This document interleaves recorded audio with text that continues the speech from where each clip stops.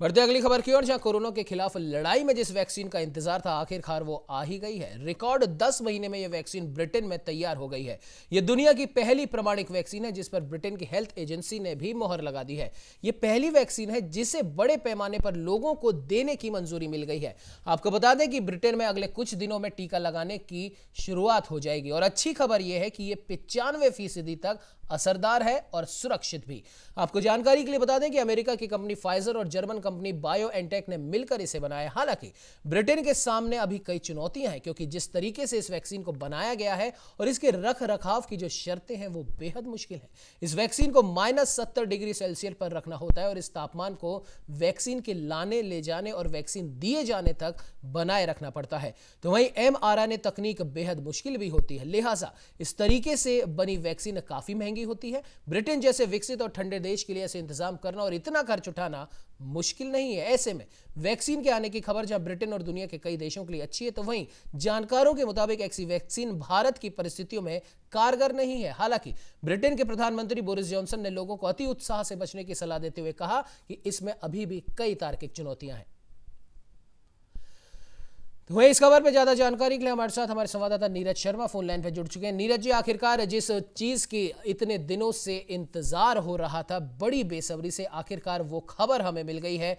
Corona की vaccine अब आ चुकी है। अब देखने वाली बात है कि जो तकलीफें इसको प्रिजर्व करने को लेकर है, उन तकलीफों से आगे बढ़कर ये वैक्सीन जब मार्केट में आएगी तो लोगों के मन में जो एक बेहद दुविधा बनी हुई थी कोरोना को लेकर, धीरे धीरे वो भी अब हटनी चालू हो जाएगी। क्या कहेंगे नीरज जी? देखिए उमंग, अमेरिका और जर्मनी दोनों विकसित देश हैं और वहाँ की प्रसिद्ध और प्रमुख ये दवा कंपनियां हैं फाइजर और बायोएनटेक।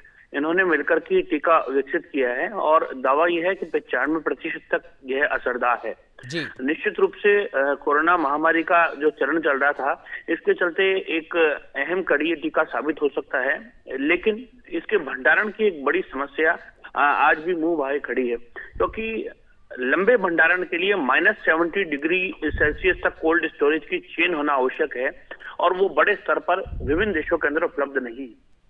दूसरा, इसका जब उत्पादन क्षमता जो है उसको किस तरीके से बढ़ाया जाए, उसके लिए बहुत सारी लेबोरेटरीज की जरूरत पड़ेगी, उसके लिए समय लगेगा।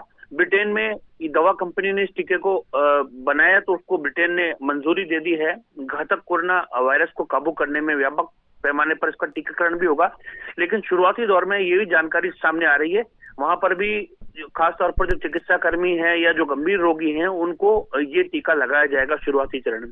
तो ब्रिटेन की दवा और स्वास्थ्य उत्पादक नियामक एजेंसी MHRA है, उसने ये जानकारी दी है कि टीका उपयोग में लाने के लिए सुरक्षित है और 95% तक चूंकि असरदार रहा है, तो निश्चित रूप से कोरोना पर एक प्रभावी रूप से इसका उपयोग किया जा सकेगा। कंपनी ने हाल में कई प्रकार के दावे किए हैं, जिसमें बताया कि परीक्षण के दौरान यह टीका सभी उम्र के नस्ल के लोगों पर कारगर रहा है और इसके साथ ही ब्रिटेन सरकार ने MHRA कंपनी को कंपनी के आंकड़ों पर गौर करने कर कहा था कि आप ये देखें कि क्या ये गुणवत्ता में, सुरक्षा और असर के मामले में सभी मानकों पर खरा उतरता है। बाकायदा इसकी जांच पड़ताल हुई और उसके बाद ये बताया गया कि ये सुरक्षित है और ब्रिटेन को 2021 के अंत तक बताया जा रहा है कि दवा की 4 करोड़ खुराक मिल सकती है। इतनी खुराक से ब्रिटेन देश का 1/3 आबादी का टीकाकरण हो सकेगा। हालांकि ये बताया जा रहा है अगले 7 दिनों के अंदर टीकाकरण जो है उसकी शुरुआत की जा सकती है, लेकिन 2021 के अंत तक 4 करोड़ खुराक जो है वो मिल पाएंगी। खुराक का अधिकतर जो हिस्सा है वो अगले साल की पहली 6 मई में मिलने की संभावना है। तो ब्रिटेन के स्वास्थ्य मंत्री मैट हैनकॉक ने ये ट्वीट किया है कि मदद आने वाली है। निश्चित रूप से एक मैसेज उन्होंने पूरी दुनिया को देने का यहाँ काम किया है। टीके का उत्पादन बायोएनटेक के जर्मनी स्थित केंद्र के साथ ही फाइजर की बेल्जियम जो यूनिट है वहां पर किया जाएगा और इस टीके को वैसे सामान्य तौर पर अगर 5 दिन तक भंडारित करना है तो 2 से 8 डिग्री सेल्सियस तापमान पर जो है रखा जा सकता है, लेकिन 5 दिन से अधिक जहां समय लगेगा तो 70 डिग्री तक माइनस के अंदर टेम्परेचर की आवश्यकता होती है। यानी ज्यादा समय तक ये 2 से 8 डिग्री टेम्परेचर पर नहीं रह पाएगा, जिससे टीके को आसानी से भंडारित और वितरित अलग अलग देशों के अंदर किया जा सकता है। 2 से 5 दिन के अंदर इसको लगाया जा सकेगा 2 से 8 डिग्री टेम्परेचर। अब देखने वाली बात ये होगी कि जिस वैक्सीन का इंतजार इतने लंबे समय से किया जा रहा था आखिरकार वो आ गई है। अब इसके डिस्ट्रीब्यूशन को लेकर या फिर इस टीके को किस किस को दिया जाएगा, अब इसके ऊपर मंथन चल रहा है और इस चीज की भी तैयारी लगभग हो चुकी है। और खैर अब सभी का इंतजार खत्म हो चुका है। एक अच्छी खबर है, वैक्सीन आ चुकी है। फिलहाल इस खबर पे तमाम जानकारी देने के लिए नीरज जी आपका बहुत बहुत धन्यवाद।